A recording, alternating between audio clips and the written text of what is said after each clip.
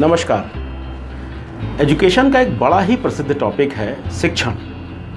शिक्षण का अर्थ क्या है? जब भी कभी क्लास में इस पर चर्चा की जाती है कि what is the meaning of teaching, इस पे इतनी सारी परिभाषाएं हैं, इतनी सारी बातें की जाती हैं कि शिक्षण का मतलब क्या है और what is the meaning of teaching.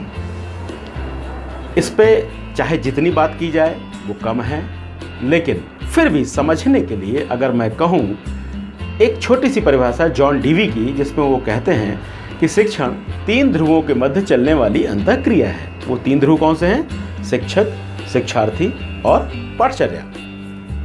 अब अगर इन तीनों को हम ध्यान से देखें तो यदि मान लेते हैं कोई क्लास है, कोई क्लासरूम है, वहाँ छात्र भी हों और किताबें भी हों, यानी उनका करिकुलम सिलेबस भी लेके बैठे हों, और शिक्षक ना हो तो क्या शिक्षण कार्य होगा? नहीं होगा। इसी तरीके से शिक्षक हो और पढ़ने वाले बच्चे हों, पढ़ाई का कोई उद्देश्य ना हो, फिर तो वहाँ दुनिया की गप होगी, क्योंकि हमारे पास कुछ पढ़ने के लिए आधार तो है नहीं। क्या वो शिक्षण कार्य होगा?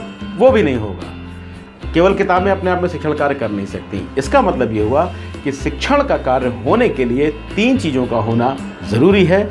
एक शिक्षक, सीखने वाले विद्यार्थी, और साथ ही साथ वो पाठचर्या, यानी जिसको लेके हम कोई भी शिक्षण कार्य करेंगे। शिक्षक इस पूरी शिक्षण विधि के केंद्र में है, जो इसको मॉनिटर करते हैं, चलाते हैं। वैसे तो आज शिक्षण विधियों के केंद्र में, पूरी शिक्षा व्यवस्था के केंद्र में बच्चा है, बालक है, लेकिन फिर भी टीचर उसको लीड करते हैं। तो शिक्षक अपना काम करते हैं शिक्षण व्यवस्था में, कि शिक्षक का क्या कार्य है। इसी तरीके से विद्यार्थी, उनका क्या काम है, किस तरीके से वो पढ़ाई करेंगे, ये काम बताना शिक्षक का है।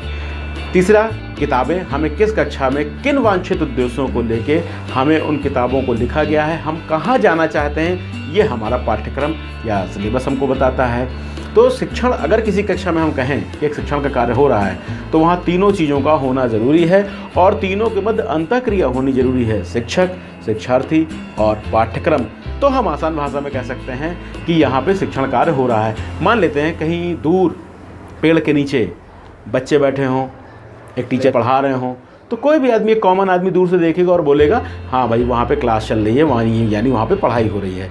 यानी वहाँ पे एक शिक्षक किसी निश्चित विषय को लेके उन बच्चों के साथ कुछ इंटरेक्शन कर रहे हैं, उनसे बातचीत कर रहे हैं, उनको कुछ सिखा रहे हैं, बच्चे अपनी बात कर रहे हैं। अब अगर एक बात ध्यान से देखी जाए यहाँ पे, तो वो ये कि इन्हीं तीनों बिंदुओं को ध्यान में रख के हमारी पूरी शिक्षण व्यवस्था खड़ी होती है। शिक्षक कैसे पढ़ाएंगे, शिक्षक क्या कार्य करेंगे, बच्चे कैसे पढ़ेंगे, वो किस तरीके से आगे बढ़ेंगे, किताबों में क्या होना चाहिए, कैसे वांछित उद्देश्यों की पूर्ति होगी, फिर ये आगे की बात है। तो इसकी बात हम लोग आगे करेंगे। इस वीडियो में मेरा मकसद था सिर्फ एक सामान्य सी बात बताना कि शिक्षण की प्रक्रिया के लिए 3 चीज़ों का होना ज़रूरी है और इन तीनों के मध्य अंतःक्रिया का होना भी ज़रूरी है। तो हम सामान्य अर्थ में कह सकते हैं कि शिक्षण की प्रक्रिया किसी भी कक्षा में संचालित हो रही है। मुझे उम्मीद है कि आपको वीडियो अच्छा लगा होगा। अगले किसी वीडियो में हम इन तीनों पक्षों पे अलग अलग चर्चा करेंगे। आपको बहुत बहुत आभार। Thank you. नमस्कार।